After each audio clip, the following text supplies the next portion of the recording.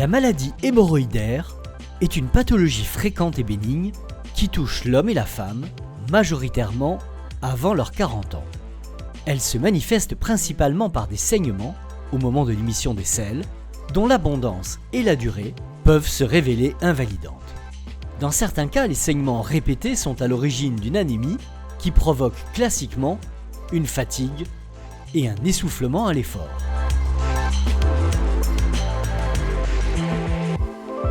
Pour les traiter, on préconise en première intention des mesures hygiéno-diététiques, un traitement d'une éventuelle constipation et des traitements locaux. Lorsque ceux-ci sont insuffisants, les thérapies classiques proposées sont un traitement instrumental par infrarouge ou cryothérapie, une ligature élastique ou une chirurgie.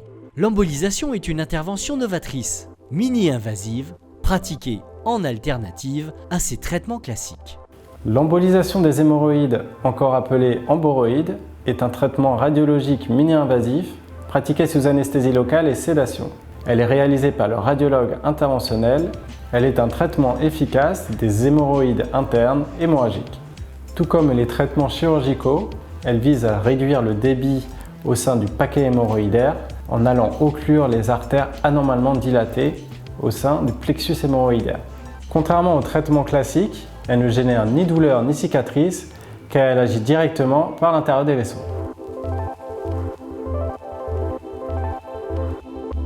La maladie hémorroïdaire n'a pas de cause unique identifiée, mais plusieurs facteurs de risque, comme les antécédents familiaux, la constipation, la diarrhée chronique, la station assise prolongée ou les accouchements. Ces éléments sont à l'origine d'un hyperdébit au sein des artères hémorroïdaires internes, responsable d'une hyperpression au sein des plexus hémorroïdaires. C'est cette hyperpression qui peut entraîner un saignement de sang rouge, parfois très abondant, après le passage des selles. Elle entraîne également une congestion des hémorroïdes internes qui peuvent se dilater puis s'extérioriser par l'anus lors de la défécation. C'est le prolapsus hémorroïdaire, bombement initialement intermittent, qui peut devenir de plus en plus fréquent jusqu'à devenir permanent. Un patient désireux d'une embolisation des hémorroïdes est toujours reçu en consultation par le radiologue interventionnel avant l'intervention pour valider l'indication, puis lors du suivi post-opératoire. Avant l'embolisation, un examen clinique spécialisé par le proctologue est nécessaire, de même qu'une consultation avec l'anesthésiste. Réalisé par le radiologue interventionnel au bloc de radiologie interventionnelle, en salle d'angiographie, l'embolisation hémorroïdaire consiste à occlure les artères rectales anormalement dilatées à l'aide de spirales de platine appelées coils. Cette occlusion a pour but de diminuer l'hyperdébit artériel au sein du plexus hémorroïdaire. Cette baisse de débit s'accompagne d'une baisse de pression et d'un désengorgement du coussinet hémorroïdaire, ce qui limitera les saignements. Les artères rectales normales sont respectées et continuent à alimenter à bas débit le tissu hémorroïdaire et l'anus. Sous contrôle échographique et après une anesthésie locale, le radiologue interventionnel ponctionne sans inciser l'artère fémorale au creux de l'aine ou l'artère radiale au poignet pour y introduire son matériel. À l'aide d'un cathéter, le radiologue analyse la vascularisation de l'anus et des hémorroïdes à la recherche d'artères anormalement dilatées. Puis, il pénètre dans chaque artère anormale avec un microcathéter dont le diamètre est de moins d'1 mm. Après s'être assuré que cette artère alimente bien les hémorroïdes internes, le radiologue procède à son occlusion définitive. Toutes les artères anormales sont bouchées une par une. En fin d'intervention, le cathéter est retiré et le point de ponction est refermé. L'intervention est indolore, elle dure de 30 à 60 minutes en fonction du nombre d'artères à traiter. La voie d'abord fémorale est la plus souvent utilisée. La voie d'abord radiale, technique novatrice, est proposée pour un gain de confort pour les patients. Lorsque la voie d'abord radiale est pratiquée, le cathéter ne passe pas par le cœur, mais par un vaisseau circulant derrière celui-ci. Le passage emprunté est l'artère sous-clavière, puis l'aorte et les artères rectales. Elle consiste à introduire le matériel par l'artère du poignet et elle est réalisable chez la quasi-totalité des patients. Elle permet d'éviter d'exposer les parties intimes durant l'intervention.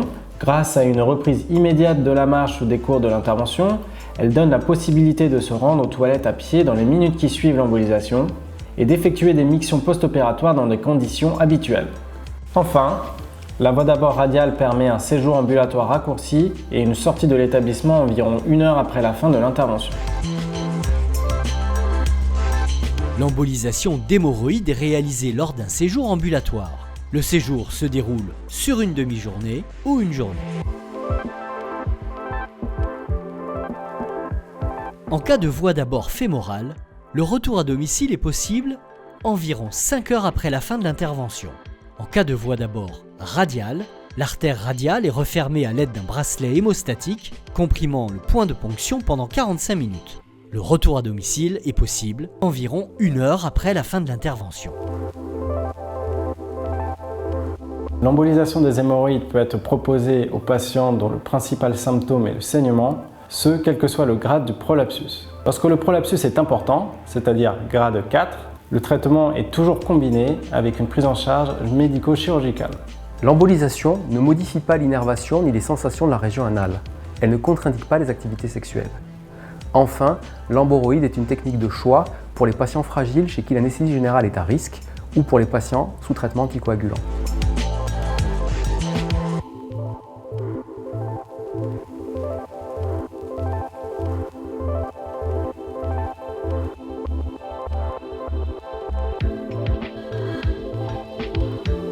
Quelle que soit l'indication de l'embolisation, l'emboroïde ne contre-indique pas d'éventuels autres traitements ultérieurs.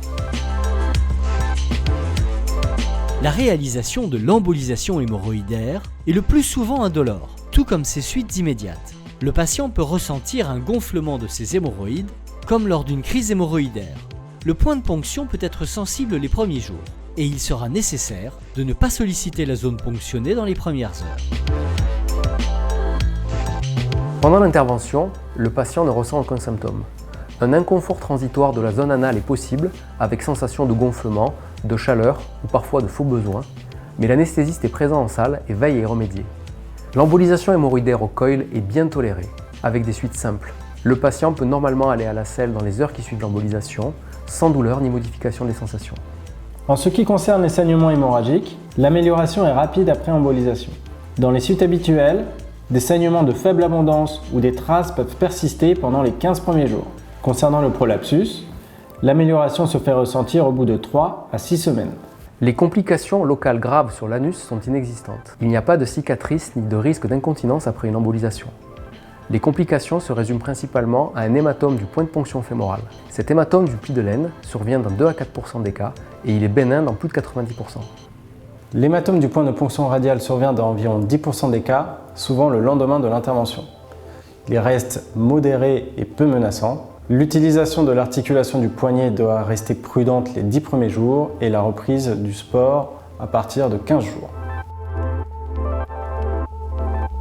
Le ou la patiente est revue dans le mois qui suit l'intervention par le radiologue interventionnel ou le spécialiste qui va évaluer l'efficacité et contrôler le point de ponction. Les publications scientifiques rapportent un taux d'efficacité de 75 à 85% sur les symptômes hémorragiques avec une amélioration significative de la qualité de vie. L'efficacité sur le prolapsus est modérée et incertaine. Dans tous les cas, l'embolisation ne contre-indique aucun geste chirurgical ou endoscopique ultérieur. Chez certaines équipes, l'embolisation est proposée avant un geste chirurgical invasif afin de diminuer l'engorgement et le volume du prolapsus pour faciliter le geste chirurgical et améliorer les suites post-opératoires. L'embolisation peut être répétée en cas de récidive des saignements. L'embolisation est donc un traitement qui peut être proposé en première intention chez les patients qui se plaignent de saignements hémorroïdaires et sont désireux d'une intervention mini-invasive, sans convalescence obligatoire, avec une reprise de la vie active immédiate ou rapide. L'embolisation ne laisse pas de cicatrice. Elle ne génère pas de douleur, ni pendant, ni après l'intervention.